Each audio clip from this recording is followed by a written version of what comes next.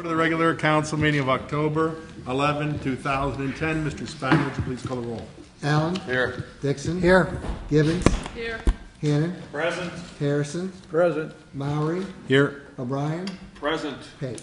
7 present. We have 7 members present. Before we stand for the Pledge of Allegiance, I'd just like to ask everybody to stand for a moment of silence for George Denson, who passed away recently. He was a member of the municipal family. He was the longest-serving active employee in Bethel Park. He served the municipality for 43 years.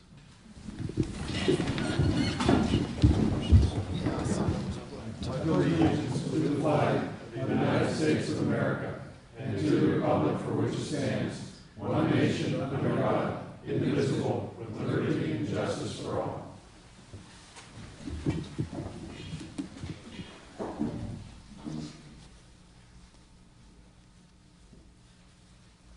Thank you.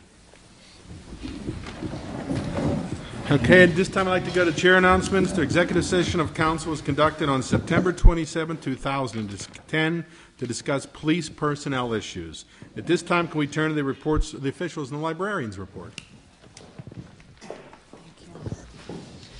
Good evening. My name is Christine. I am the director of your public library, where we provide services to inform, inspire, and enrich the community. I want to take a minute to give you an update on our funding situation. You may remember that in 2010, for this year, the state cut the funding for public libraries by 22%. Well, for 2011, they're cutting it another 11%. So we've had a 33% cut in funding for public libraries in 2 years. That translates to a loss of $42,000 for Bethel Park Library. The Regional Asset District released their preliminary budget, and I'm happy to say that they level funded libraries, which is good in this economy. However, the formula that's used to distribute those funds to libraries has changed. We are fortunate that the municipality of Bethel Park supports us very well, and that was rewarded very heavily in previous formulas to distribute funds.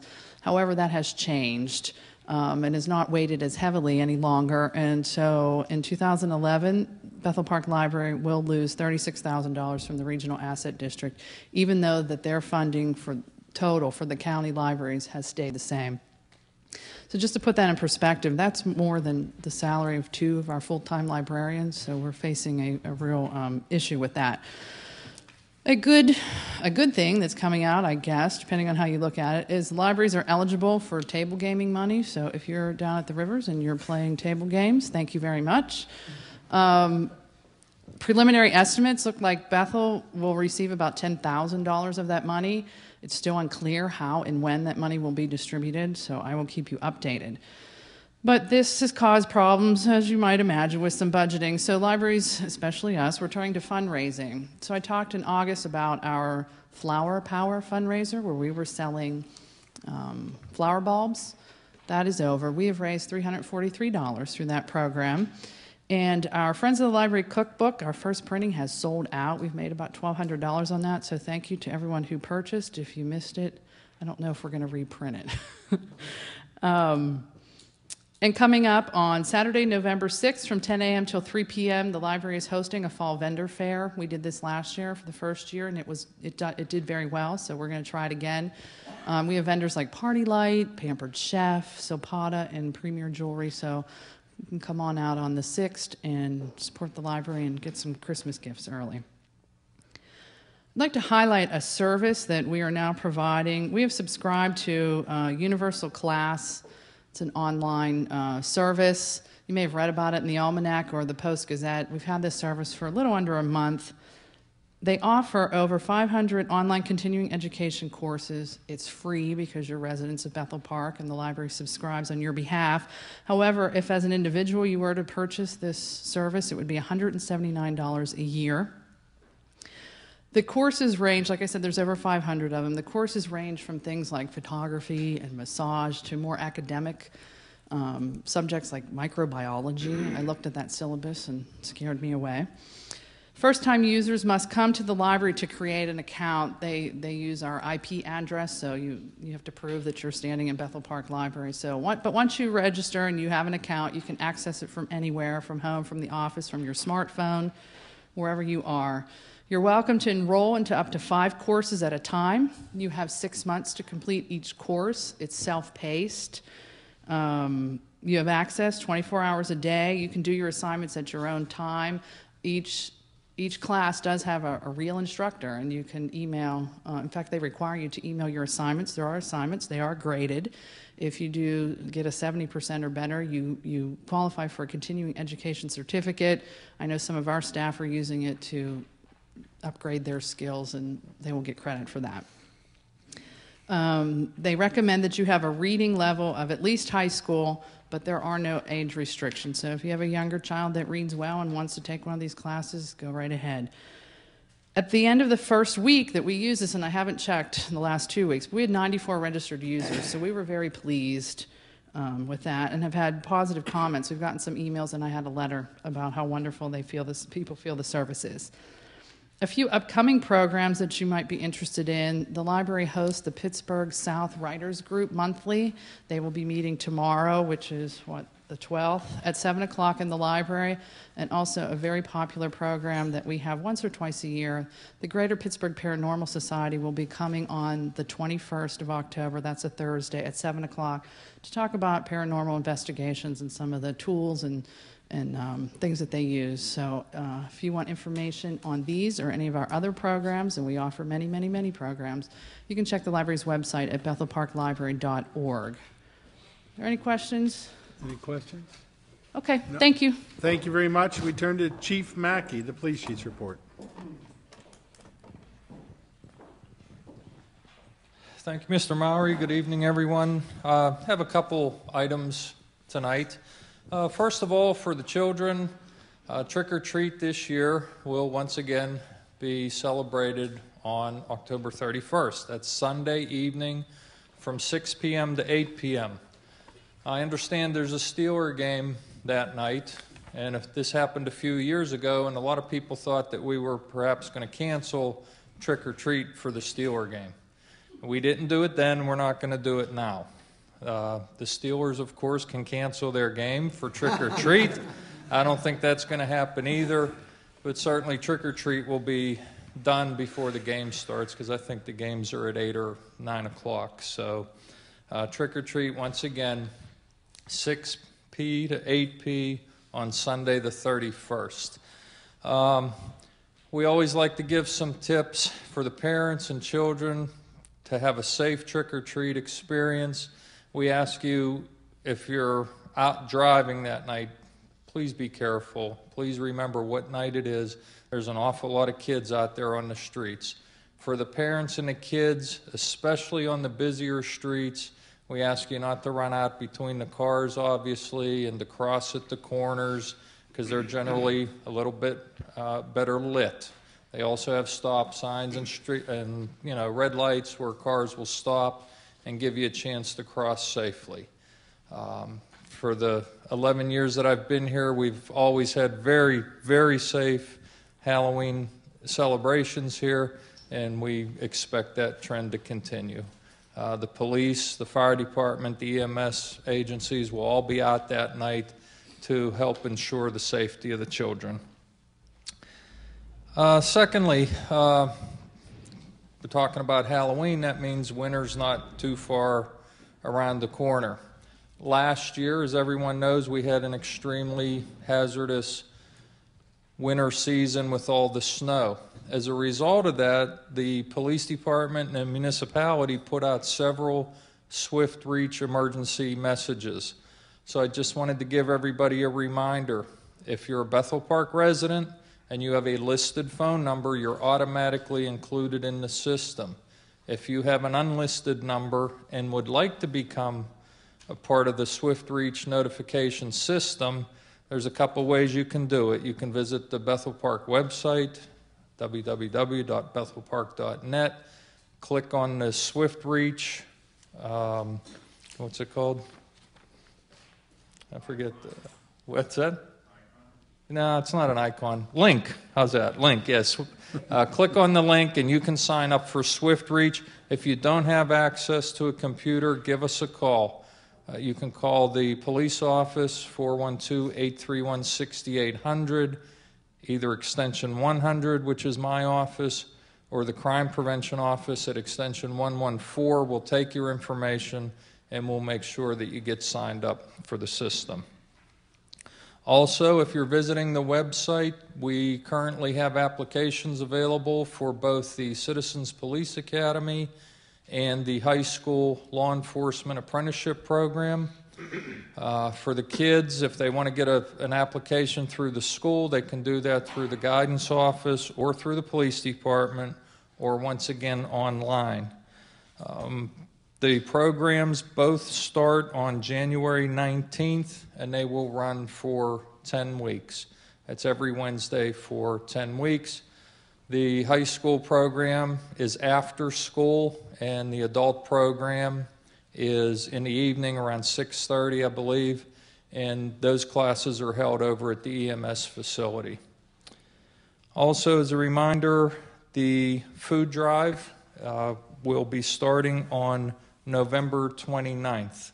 I know it's a little bit early, but it starts November 29th. It runs through December 15th. This has been a hugely successful program in Bethel Park for many years. People are always very generous in helping out those in our community that are less fortunate. And we ask you if you can contribute in any way, whether it's food items or money or volunteering time to help the police officers and the kids put the food together and distribute it. We could use some help. And if you're interested, please give Officer Tom Regatti a call. He's our crime prevention officer, and it's 412-831-6800. And I gave you the wrong extension before. It's not 114, it's 104. So once again, that's for all the applications for the programs or to help out on the food drive. And that's my report. Any questions? Chief, on your agenda, I think it's appropriate to bring this up, but as people, Bethel Park residents know, we have lots and lots of areas that don't have sidewalks. And I just want to take the opportunity, and maybe you have something to say, to remind them to walk facing the traffic. Just tonight, I had another encounter where there's cars parked and somebody's in front of them walking, but you don't see them until you get around the cars. And it's really very dangerous for people walking with the traffic as opposed against the traffic. That's a very good point. Not only you can't leave it up to the driver to assume that they see you as a pedestrian. If you're walking facing traffic, you also see the vehicles coming, and you can move out of the way. Some of the other things, carrying flashlights, wearing bright-colored clothes, and hopefully costumes without masks that kind of inhibit a child's eyesight are good things. And in a couple minutes, under the mayor's report, I'm going to talk about one other thing, a program that the police department's been involved with for a number of years, and we're going to continue and expand the program with the help of some very generous people, but that'll come under the mayor's report. So. Chief, I wanted to mention tonight because daylight saving time will be expired pretty soon, so it'll be dark when a lot of people are walking from the streetcar and that type of thing. So it's actually more important in standard time than it is in daylight saving time. Thank you. Thank you very much. At this time, we turn to the fire chief's report. Good evening. My name is Dave Gerber. I'm the Assistant Fire Chief at the Bethel Park Volunteer Fire Company. For the month of September, the Volunteer Fire Company ran a total of 58 calls. We had 6 fires, 1 rescue call, 20 hazardous condition calls, 3 service calls, 7 good intent calls, 17 false alarms, and 2 severe weather situations, what they would classify as severe weather. Like I said, totaling 58 calls. As Mr. Harrison stated, daylight savings time is coming up. We're going to be changing the clock soon. We recommend anybody who has a smoke detector, carbon monoxide detector, change the batteries in it. Even if the detector is a plug-in type detector, a lot of those detectors have a battery backup and such. Even though it's a backup, we recommend that you replace the batteries just for the fact that when the battery does eventually go bad, it beeps. A lot of people take that as the detector is reading something. You call us, save you a little bit of time and effort and a little bit of worry, and if you just go ahead and replace the batteries, as always, when the clocks change. One more thing real quick. Just wanted to remind everybody we have bingo down at the fire hall here at the main station down here on Brightwood Road every Saturday evening starting at 7:30. Right now bingo has been way down so far this year. We assume that's due to, one, the economy, and two, the slot machines and stuff downtown. So as much as that's helping the library, it's also affecting the fire department because we're not getting as much money through the bingo and stuff that we normally do. So if you don't want to play bingo, you'd just like to make a donation to the fire department, you're more than welcome. You can check online at BethelParkVFC.com. You can always make a donation right online. If you'd rather send us a check, it gives you some information on there where to send the check to and things along that line. So other than that, that's all I have for this evening. Anybody else? Any questions? Thank you very much. At this time, we turn to the mayor's report and Mayor Morton.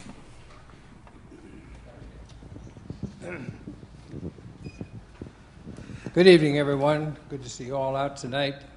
We just have a couple of items. One's rather important. The chief has touched on it. We'll get to that in a minute. But I just wanted to comment on our party that we had last week ago, Friday, for the 90-plus club. Those folks who are 90 years old. We had about 40 to 45 of those folks out, plus their caretakers who came with them and some staff help. And so we had about 75 people out to have a real nice luncheon at the community center. They're so appreciative of that, those that can walk and come in and still talk and everything. So it was a good time for them. I just feel badly that we have twice as many that really are listed with us, but they're physically unable to attend. But we sent them a Christmas card, or not a Christmas card, but a birthday card whenever their month is due. And right now we have our birthday group for the month of October. Veronica Windkowski, we wish her a happy birthday. She is 90. And Julia Malone, who is 93. Felicita Paul, who is 94. Julius Quinnett, who is 94. Katie Bradford, who is 92. Josephine Spalla is 91. Julia Haas is 92. Stella Liss is 94. And Ruth Bachman is 91. So these folks, some of them were at the party the other day, or the luncheon rather, and some are not. As I mentioned, we did have two folks there that were over 100 years old. One was 101 and one was 102, and a couple who were 99. So they'll be hitting the big century mark also pretty soon. Happy birthday to all of them for October. The other item we have is the Bethel Park Foundation is being represented here tonight by Debbie Lukasevic. And Debbie is here, and I'd like her to come up, and also have Christine from the library and the chief, if he would come up also. The foundation, which was founded, I think I'm right on this, Debbie, I think it was 1994 they were actually chartered. So they've been around for a while and doing quite well. So, Debbie, you're on. Thank you, Mayor Morton, and thank you, council members. It's great to be here tonight. Again, my name is Debbie Lukasevic, and I'm president of the Bethel Park Community Foundation. It gives me a lot of pleasure to be here tonight to do something fun, and this is truly a lot of fun. So what I have here tonight are checks that I'm going to issue to the library and to the police department. These were grant requests from these two organizations, and the Community Foundation granted their requests for certain projects that they had. So my first one will be for the library. It's a check for $2,500.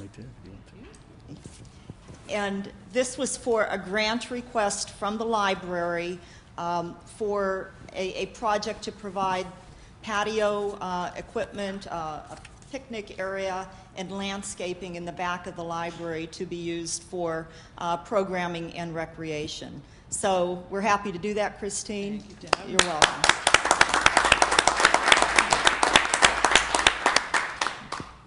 Okay, the second check I have, and I think Chief Mackey will explain a little more about this program. He alluded to it in his report. But this was for a grant request from the police department for Halloween safety lights. And this is for trick-or-treaters. This is a program that's been in place that he can talk to better than I can. So I'd like to present this check for $6,000 to Officer Mackey.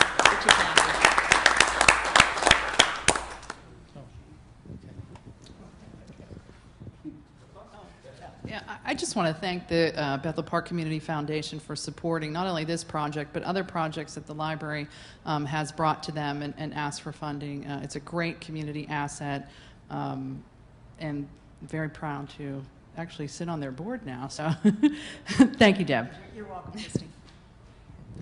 I'd also like to take this opportunity to thank the foundation, especially for considering the safety of our children and our community. And I would like to show you what $6,000 buys these days. These are the lights that we pass out to the children. You can imagine how many lights we can buy for that type of money and how many children that we can help to ensure their safety on Halloween. And they have little clips on the back, and what we ask the children and the parents to do is clip these on the costumes. They're obviously light. In the darkness, they really emit a nice light for the motoring public to see.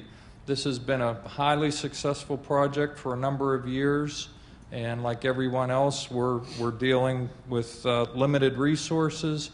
So our crime prevention office submitted a grant proposal. We were successful, and we'll be able to use these for many, many years. And once again, thank the foundation.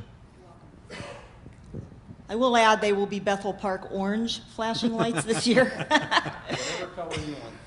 And we will get a little bit of a promo out of them when you see them. They will be logoed with Bethel Park Community Foundation on them. So if I can just take a minute while I have the floor to tell you about an upcoming fundraising event we have for the Community Foundation. And this is an annual event. I believe it's the 7th or the 8th year. I'm not sure. But it's Bethel's Bounty. And it will be held on Sunday, November 14th from 5 to 8 p.m. It's held at the Community Center.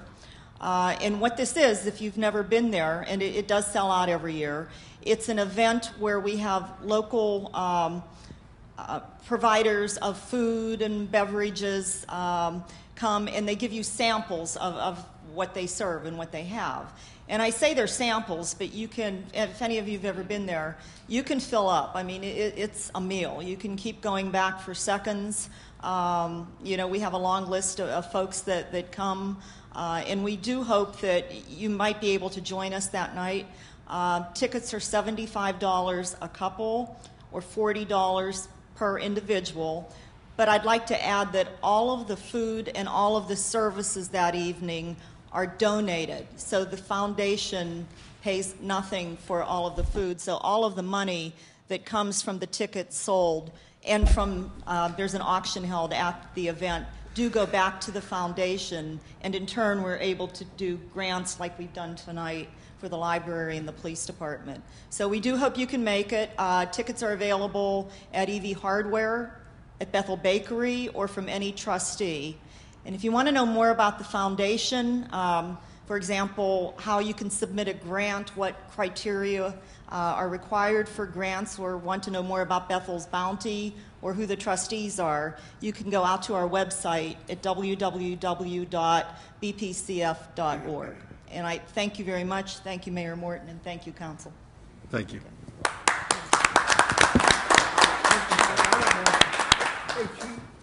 Mr. Harris.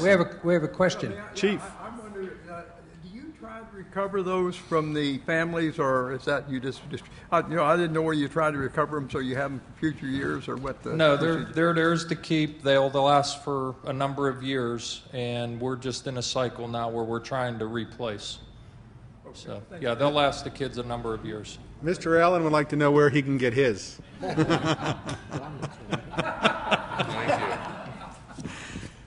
There's one left. I need one. Okay. I'll make it home with that. If I can kind of follow up on the Bethel Park Founty, I did get my ticket this evening from Mr. O'Brien. I would encourage everybody that hasn't been there, I've been there the last several years, to attend. Not only it's good food, it's get to meet the people in the community, and it's just a great event. Many times we go to the foundation when we may not have the money. A lot of the community organizations do. They always step up. They're always willing to help. We recently did the renovation of Simmons Volleyball Court, and they were one of the first people to step up and say, we want to be part of it. So this is what the ticket looks like. I would encourage you to go buy it and attend. It really is a great event. Thank you. I believe that's all we have tonight, Mr. Chairman, and I'd second what you say. Been there to, I think, everyone but one. I missed one year. We went on a trip and didn't get back in time. So try and get there if you can. It's a great opportunity to meet your neighbors, as Tim has said, and it's a better opportunity to help the foundation. So thank you so much. Thank you very much, Mayor. Okay, at this time, I'd like to turn to the approval of the minutes, and Mr. Allen. I move that we approve the regular council meeting minutes of September 13th, 2010. There's a motion and a second to approve the regular council meeting minutes of September 13th, 2010. Any discussion of this item? Mr. Spagna, would you please call the roll? Allen? Yes. Dixon? Yes. Givens? Yes. Hannon? Yes. Harrison? Yes. Mowry? Yes. O'Brien? Yes. So, Motion passes 7-0. At this time, I'd like to turn to the approval of the bills and payrolls, and Mr. Allen. I move that we approve the bills and payrolls for the municipality per bill list number 101110 in the amount of $772,374.72. There's a motion and a second to approve the bills and payrolls for the municipality per bill list number 101110 in the amount of $772,374.72. Any discussion of this item? It's been a little less this month, Mr. Spagnuolo. it's a light month, huh? Mr. Spagnuolo, would you please call the roll? Dixon? Yes. Givens? Yes. Hannon? Yes. Harrison? Yes. Mowry? Yes. O'Brien? Yes. Allen? Yes. 7-0. Motion passes 7-0. At this time, I'd like to turn to the resident comment section for non-agenda items. If you'd like to come up to the microphone and state your name and address, and we have a 3-minute limit. At the end of 2 minutes, the manager will notify you.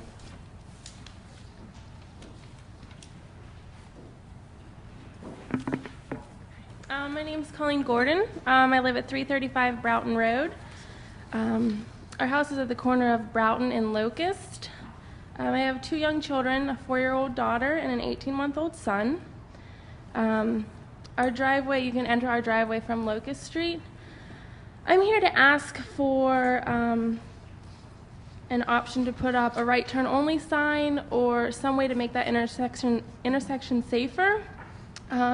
Had several accidents this year. There's been actually 26 accidents since July 1st, 2004, and there have been 12 reported accidents since January 1st, 2009. 12 of those reported accidents have ended up with cars in my front yard or in my yard somewhere. And of those 5 accidents, 3 have taken out the guardrail guarding our yard. At this exact moment, there is no guardrail up, so if there was an accident tonight, tomorrow, any other time, there's nothing stopping those cars from entering my yard.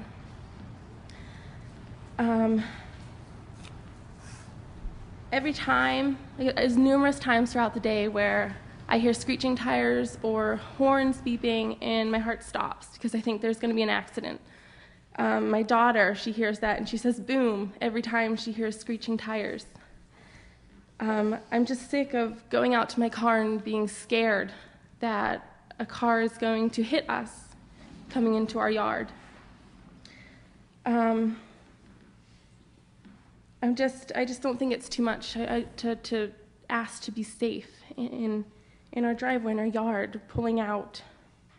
I guess I'm just hoping that council will consider doing something to make this intersection safer for the people living there. That's really all I have. I have pictures also. If anyone, accidents, the damage to my yard, if anyone wants to. If you'd like to leave them with Sharon, we thank you. Thank you. If I could ask, Mr. President, Mr. Dixon. I just wanted to address this. Mr. Duke and I were just discussing this issue, and I'd like to ask Mr. Duke to address that corner. that intersection and the issues that we've had with it? Well, we've had a number of issues in the past, and that's been looking at with Trans Associates and who is our traffic consultant. As for the guardrail, that was PennDOT's responsibility for putting it in, and we had notified them. We'll follow up on where their status on the guardrail at this point is. Mr. Murray. Okay, if I could ask the chief maybe to have the traffic look at it and put it on the our next agenda, which would be October 25th, please. Mr. Harrison. I'd like to ask these folks, are people trying to use that as a shortcut between... It's a shortcut coming from Paxton, going down to Horning. Yes. Okay. I just have to actually watch backing out of the driveway because cars fly over the hill, so we have to dart back into the driveway to avoid being hit. Okay. Yeah, I think the primary traffic problem is when they come up from Paxton over Broughton and down Locust, and that's where the accident's been occurring. Mm-hmm. Okay. Thank you. Thank you very much. Are there any other residents who would like to speak?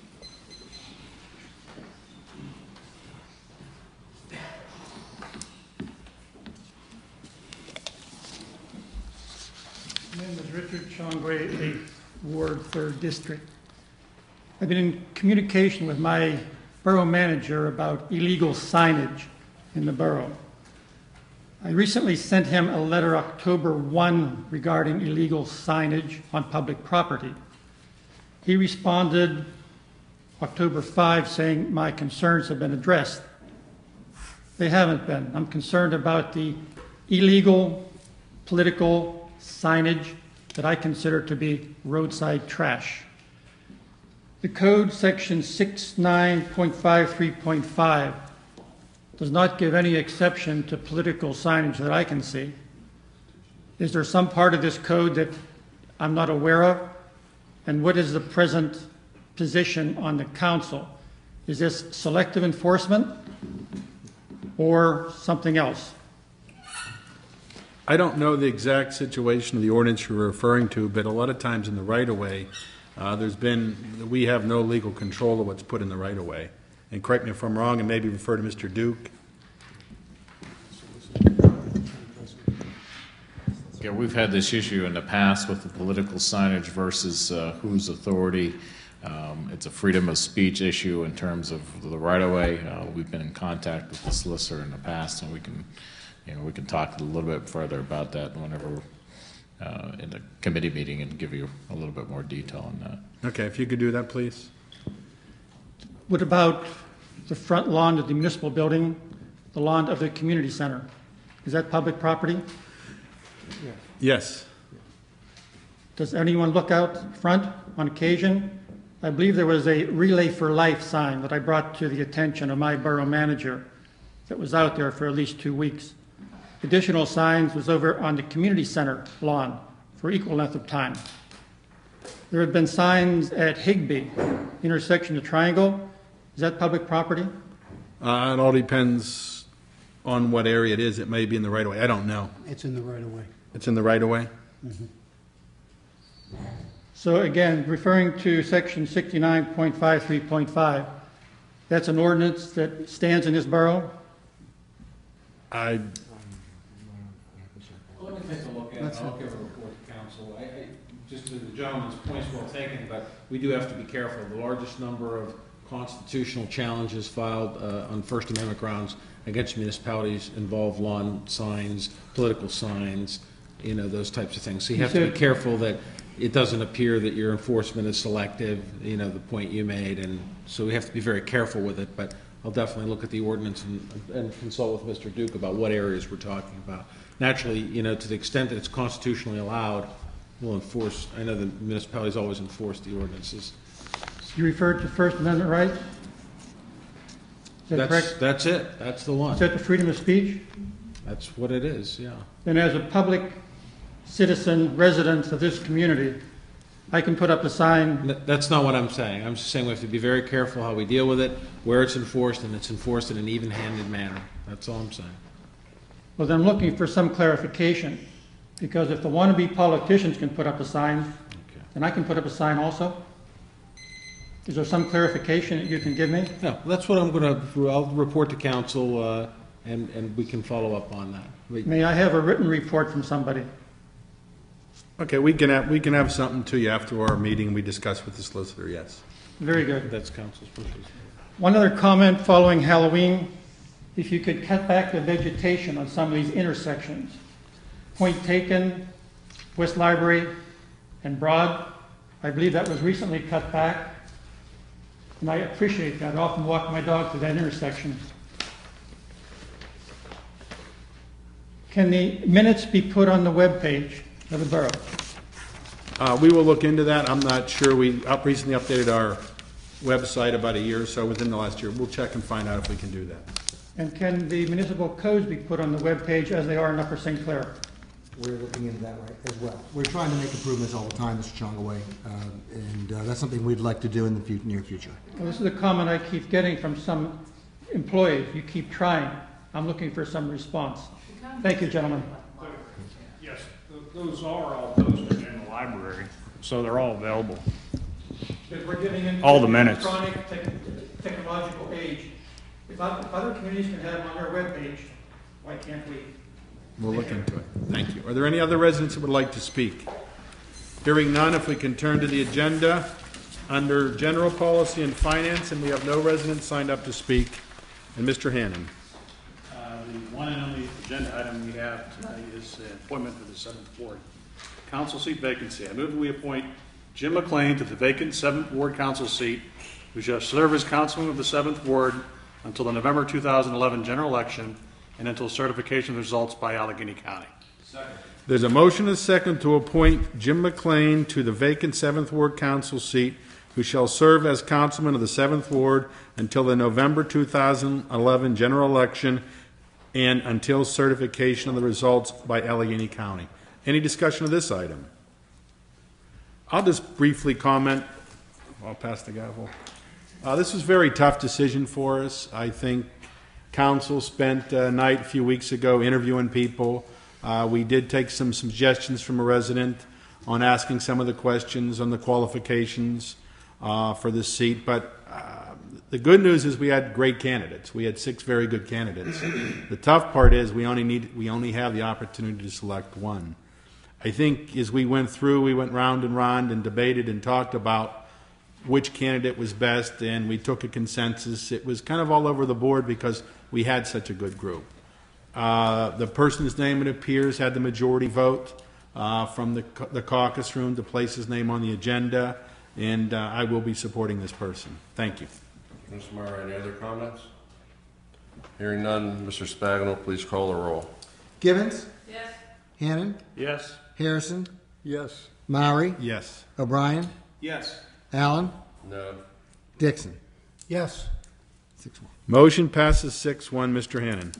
We have no further agenda items under General Policy and Finance, Mr. President. Thank you, Mr. Hannon. Are there any additional items? Mr. Murray. Mr. Harrison. Could we ask the solicitor to address the filling of this position beyond the November election? Yes. If we could. Having to run in the primary if you're interested and so on and so on. Just the details of what a citizen has to do if they're interested in this position. Certainly, Mr. Harrison and Mr. Mallory. The council is obviously aware, the individual who resigned was elected in 2009 to serve a 4-year term until 2014. So this appointment under the amended provision of the Home Rule Charter 1403B provides that Mr. McLean, who was appointed, will serve till the earliest possible election, and that's November 2011. Next year, through the ordinary primary and general election process, the public and the residents of that district will select the electors, candidates, and fill that vacancy, and that person will serve until January 2014. So the council's appointee serves until next November's election, and then who's ever elected next year would serve the balance of the term. Okay. Thank you very much. Is there any additional items? Hearing none, can we turn to Planning and Zoning and Mr. Dixon? Mr. President, we have no items under Planning and Zoning this month. Thank you, Mr. Dixon. Are there additional items? Hearing none, can we turn to Health, Safety, and Welfare and Mr. Allen? Mr. President, we have no items under Health, Safety, and Welfare. Thank you, Mr. Allen. Are there any additional items? Hearing none, can we turn to Public Works and Maintenance and Mr. O'Brien? Mr. Chairman, there are no items under Public Works and Maintenance, but I have a few announcements. Mr. O'Brien. Once again, the farmer's market. Only 2 days remain. The 12th, which is tomorrow, and the 19th. And they have a lot of great stuff. You know, harvest is in, and they have pumpkins. So if you want to share in the harvest, it's 3 to 7, Tuesday, rain or shine. Only 2 days left at the community center. Also, last month, you heard me talk about Matt Smith's office reaching out, Representative Matt Smith's office reaching out for the Bethel Park Veterans Memorial Committee to help us identify maybe some of Bethel Park's fallen heroes from past wars. Well, his office hit pay dirt. We have a young man who was killed in 1969 in Vietnam, 1968. His name is Jeffrey Michael Walsh. He's a Lance Corporal. He was a Marine. And if anyone in Bethel Park who remembers this young man, he was 19 years old, please contact Mr. Hannon, Mr. Allen, myself, Mr. Mowry, or Mr. Pate. We're going to try and honor this young man who has been forgotten for so many years on Memorial Day. His name will be put on the memorial with a star next to his name on Memorial Day. Once again, that's Jeffrey Michael Walsh. He was killed in February 8th, 1968 in Quan Tran Province in South Vietnam. He was from Bethel Park. He's also on the wall in Washington, D.C. Thank you, Mr. Chairman. That's all I have. Thank you, Mr. O'Brien. Are there any additional items? Move we adjourn. Second. All in favor? Aye. Meeting adjourned. Good night, everyone.